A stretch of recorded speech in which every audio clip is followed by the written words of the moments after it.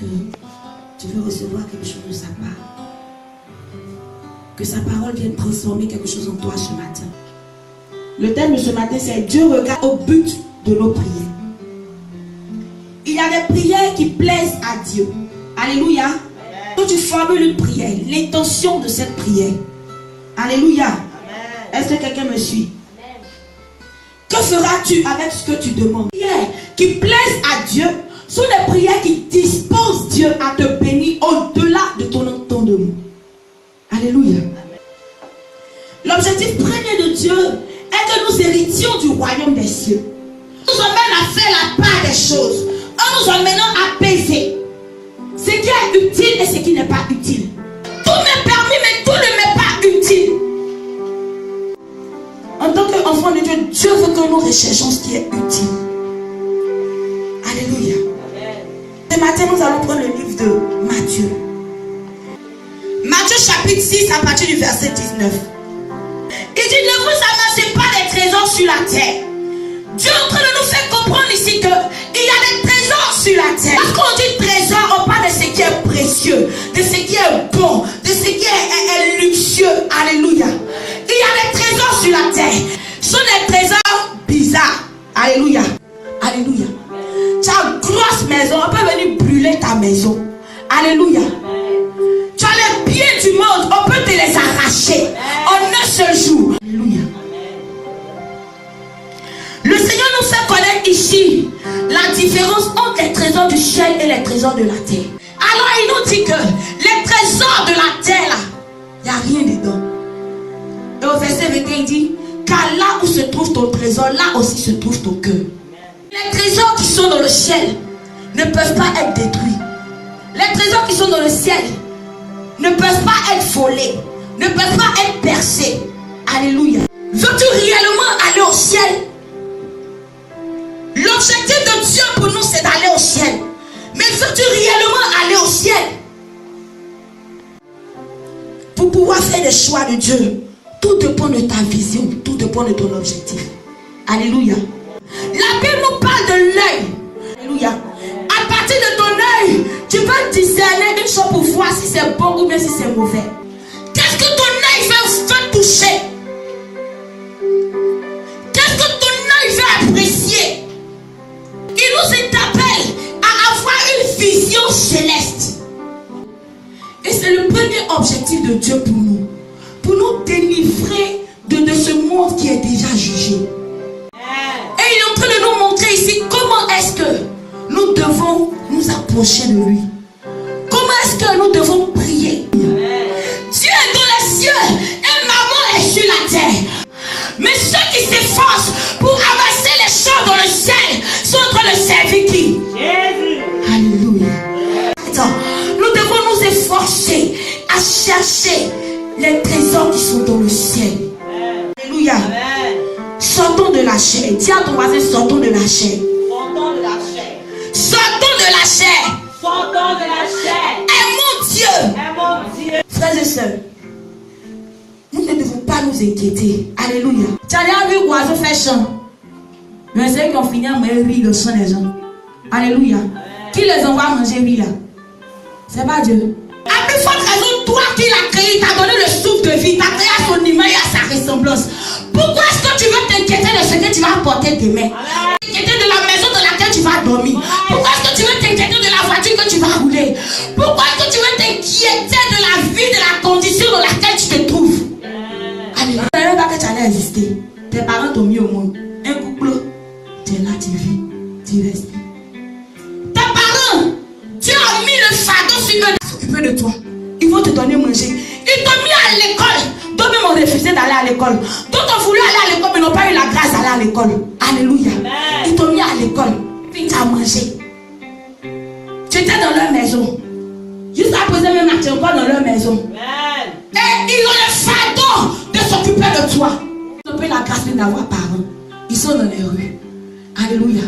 Mais même ceux qui sont dans les rues ne s'inquiètent pas de ce qu'ils vont manger.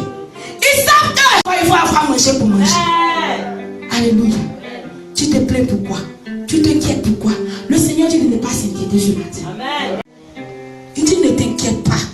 Parce que c'est l'inquiétude qui fait que ta bénédiction tarde. Quand l'inquiétude commence à venir, sache que ta foi est en train de partir. Tu es en train d'énerver Dieu.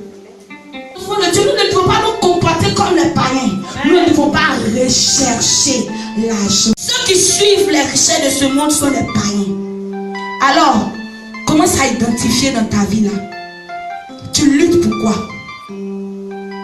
C'est l'argent seulement que tu cherches. La différence entre toi et le païen, c'est quoi? C'est dans la recherche. Alléluia. Donc il dit cherchez premièrement le royaume des cieux et sa justice. Et toutes ces choses vous seront données par-dessus. Mes frères et sœurs, le royaume des cieux et sa justice, c'est quoi? Il dit cherchez premièrement le royaume des cieux. Dans le début, je vous ai dit que Dieu nous montre comment est-ce que nous devons prier. Dieu nous montre comment ce que nous devons chercher au préalable. Alléluia. 1 Roi 3, à partir du verset 3.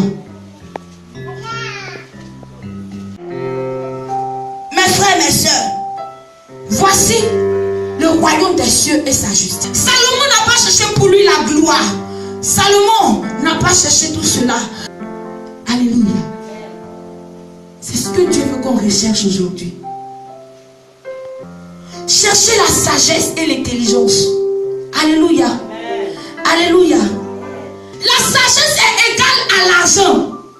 La Bible dit, ce sont les païens qui recherchent les trésors de ce monde. Nous, en tant que chrétiens, la sagesse c'est notre or, c'est notre argent. Nous devons chercher la sagesse comme on cherche l'argent. Rechercher l'intelligence comme on cherche l'argent. À l'ombre de la sagesse, on est abrité comme à l'ombre de l'argent.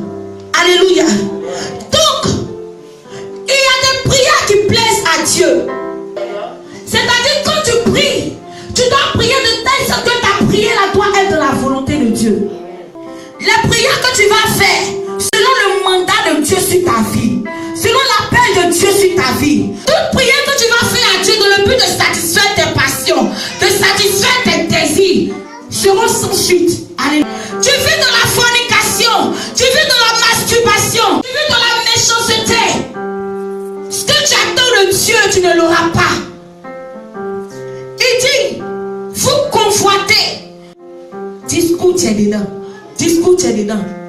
Tu es celui-là qui allume toujours le feu. Alléluia.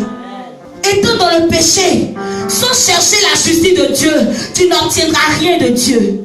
Rien qui ne soit sans chagrin.